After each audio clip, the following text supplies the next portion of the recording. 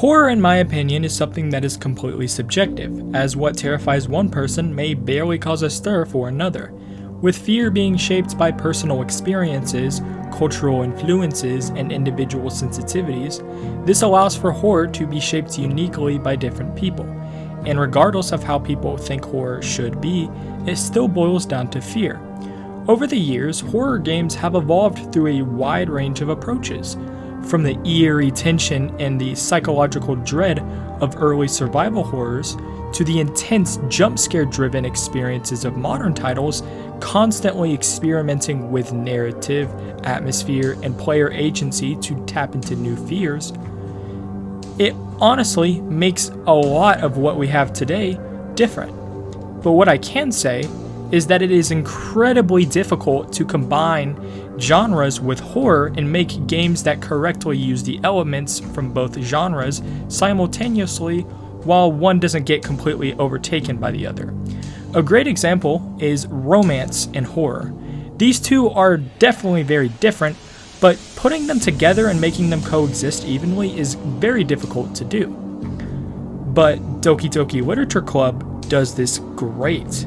Doki Doki Literature Club cleverly blends romance and horror by initially presenting itself as a typical visual novel about love and friendship, drawing players in with lighthearted interactions and charming characters. However, as the story progresses, it subverts these expectations with unsettling psychological horror, breaking the fourth wall and introducing disturbing twists that make the player question what's real. This juxtaposition of sweet romance with chilling surreal horror creates a uniquely effective and jarring experience, where the tension between two genres amplifies the impact of both. In addition to romance, comedy is also incredibly difficult to combine with horror and make them function together properly. With comedy, you have to be very careful as to when to throw in something funny, because when comedy is thrown in at the wrong time, you erase any tension that was built, making the section not even scary. Even popular titles have fallen into this trap. So that brings us to the game of today's video. Killer Frequency is a game I believe has a perfect blend of horror and comedy. It is definitely a game you should check out in full detail because it is a great experience that brings a lot to the table. It may just look like some goofy horror game, but once you experience this game in full, you really understand how this underrated gem blossoms. The game opens up with a tutorial like any other game, but instead of throwing you right into the main story, you're in an alley where the game explains to you the controls. Then you hear a mysterious whistle. After you finish exploring the alley, you end the tutorial in a room where you see a man in a mask. To be honest with you, this opener is actually quite good considering there even is one.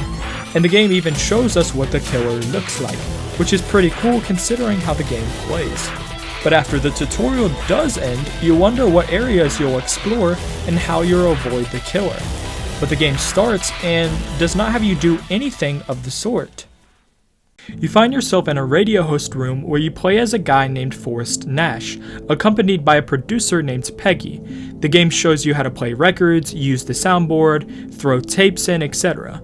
You wonder if the game you're actually playing is a horror game or not. But then, the radio station receives a call from a 911 operator named Leslie, who says that the town's sheriff is dead, and she needs to go get help from the town over. She also tells you that she's routing all the 911 calls to you. You then have to help not only Leslie escape the Whistling Man by your own judgment, but each event after this has you make decisions based on what you think you should do.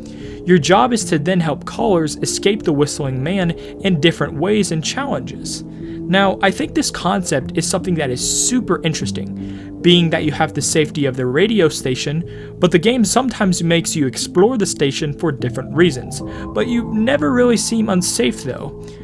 Before I continue, you may be wondering, what does comedy have to do with this game? Well, outside of the in-between segments with the victims, you have funny back and forth banter with Peggy, and you can also give responses that are more humorous when helping the victims, which makes the game more fun.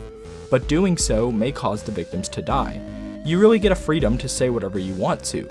This, in my opinion, adds a layer of diversity from a set path in most games, and it also makes each playthrough different for each player. It's a really unique experience that makes for a really fun time. Well, Outside of the main gameplay, what's really the story behind this game? Well, throughout the game, Forrest and Peggy talk back and forth about why everything regarding the Whistling Man is happening. Around halfway through the game, you receive a call from a woman who announces herself as Dawn. She asks you to play a record that Peggy tells you she threw out of a window because she doesn't like the song.